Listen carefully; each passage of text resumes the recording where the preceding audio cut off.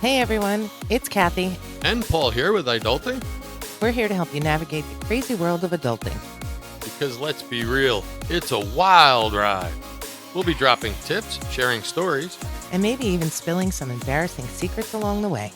so get comfortable, grab your favorite drink, get ready to laugh, learn, and level up your adulting game. This is iDulting. Don't forget to like, follow, and or subscribe, and share this podcast. Head over to iDulting.com for more information and to submit questions for us about iDulting. And maybe even pick up some of our new merchandise.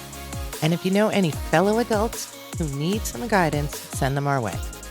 And feel free to share this podcast freely out there. We'd like to get our numbers up.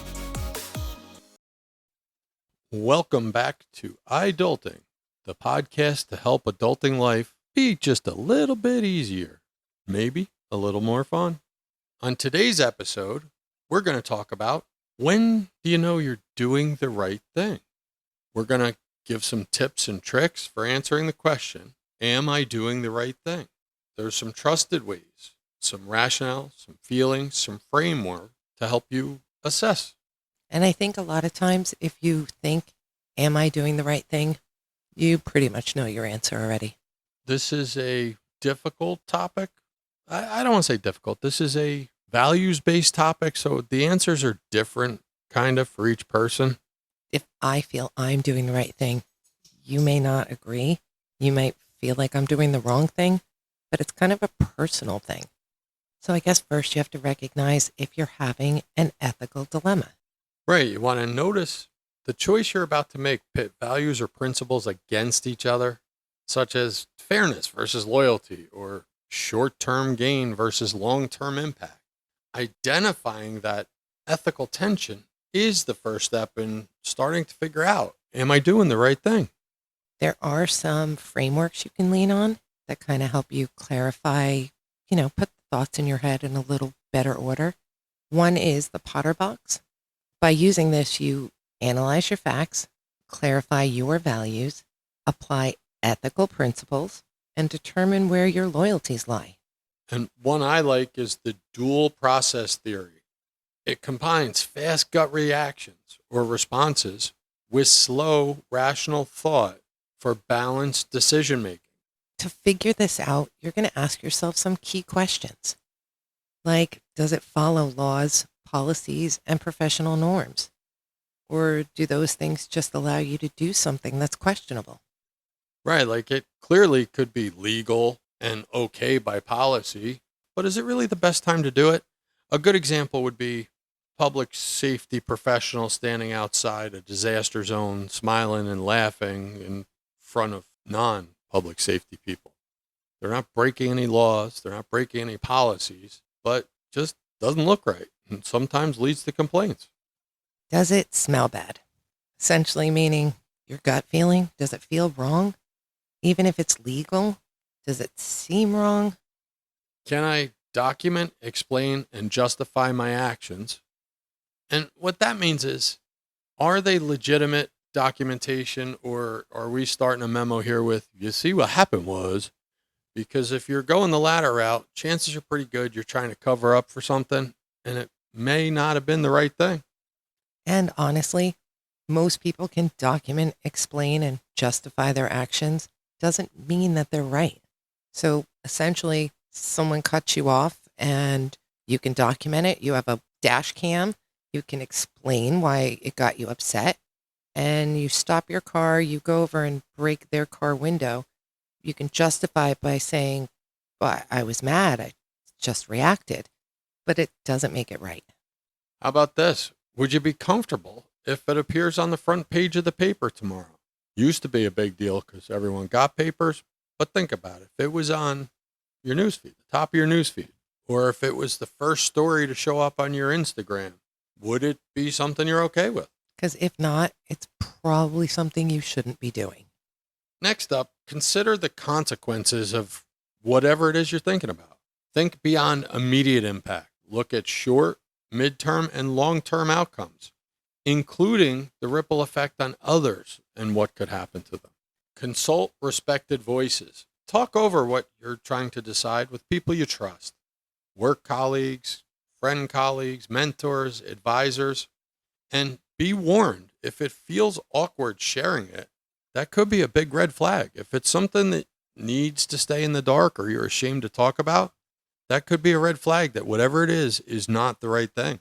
Now remember that you won't feel comfortable speaking to everyone on this list the same way, but if you can't talk to anyone on the list about it, it's probably a bad idea. Listen to your gut. Tune into your inner signals.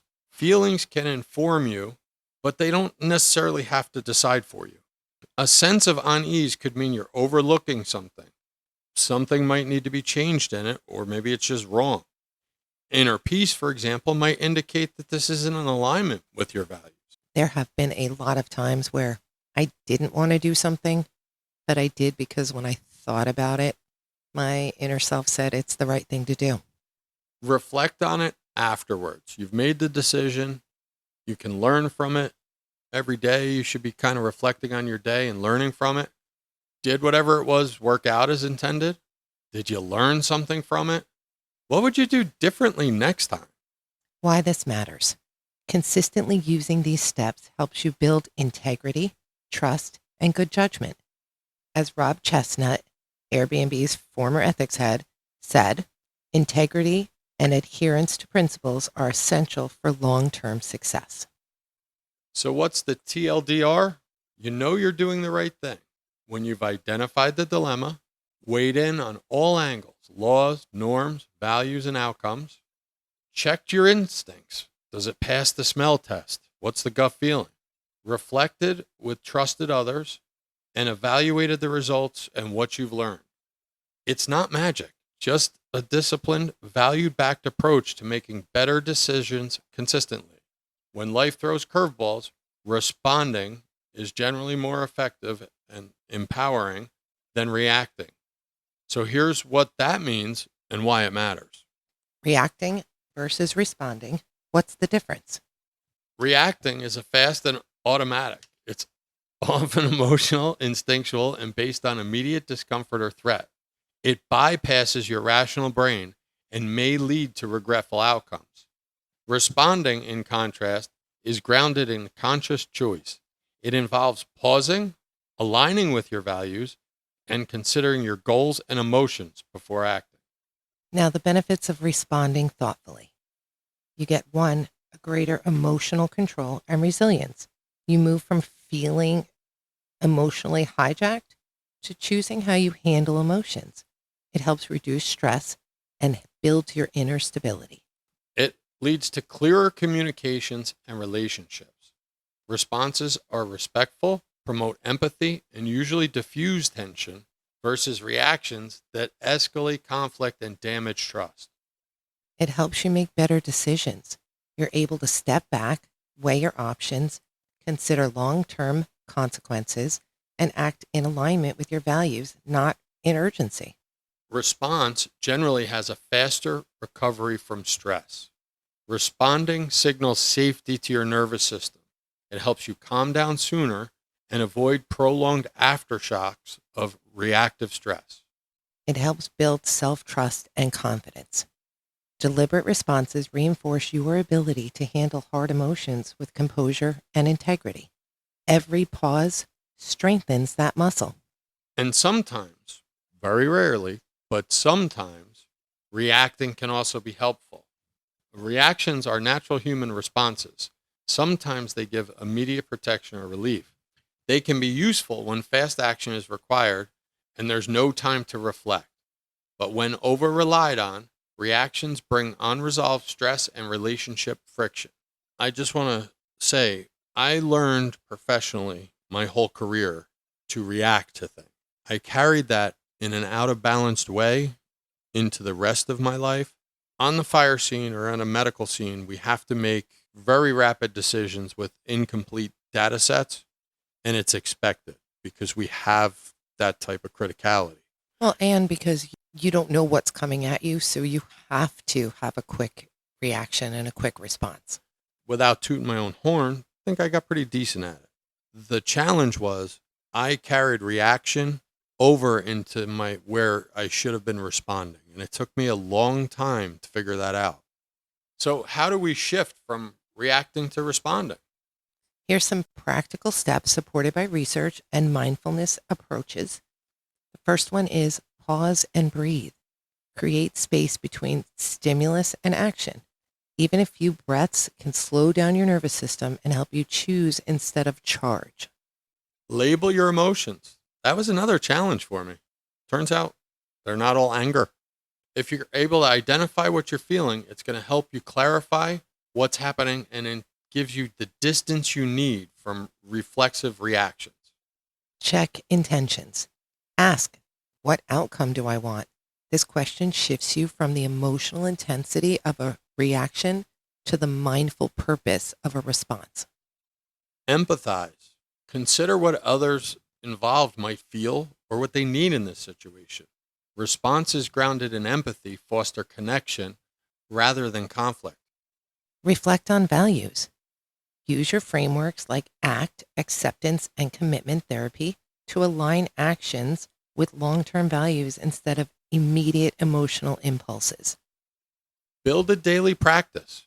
Use mindfulness techniques, journaling, or role playing to rehearse responding. Teeny habits compound over time. So which is better? Do you think that reacting is better or responding is better? I think it's situationally based, and a reaction is a fast, emotional, instinctual thing. Reaction is the brain's telling your body there could be danger and I need to react to it, and I need to get away from the saber-toothed tiger. That's useful when there's saber-toothed tigers or when there's a fire or when there's someone hurt. But responding, by contrast, is deliberate, mindful, and value aligned. Most daily challenges, conflict, and decisions are where that's useful. So when I'm on the emergency scene taking care of a person, a lot of it's reaction. When I'm at home and we're deciding where family vacation should be or where we should go for dinner, responding would be more appropriate. So responding is usually better. It offers you control, clarity, emotional balance, and stronger relationships. Reacting may be useful in an emergency, but relying on it often leads to negative consequences. So a real life example might be you've received harsh feedback at work. A reaction would be you feel hurt and immediately send a defensive reply, which never goes well. Or you could respond. You pause, acknowledge, this sucks, reflect on your professional values, and reply later with curiosity and open-mindedness. And maybe put into your own thought that if I accept some of this feedback, I'll be better at the job that I should be doing. So what we're saying is you always want to try to do the right thing. And to do that, you need to stop reacting completely to things and start building a habit of responding thoughtfully. But that takes practice. Over time, cultivating responsiveness instead of automatic reaction builds emotional intelligence, trust, and clarity in your life. So just want to let you guys know that we are partnering with Dubby Energy Drinks. And if you are a person who drinks Dubby or interested in drinking Dubby, if you go to www.dubby.gg and order Dubby, and in your discount code, type iDulting10, you'll get 10% off your purchase. Just remember, you've got this, iDults. Keep your head up, your spirits high, and keep adulting with us. Go forth and conquer the world, or at least your to-do list. And don't forget to like, follow, and or subscribe. Tell your friends, share the podcast, and head over to iDulting.com for more information and to connect with us. See you on the next episode. Be safe.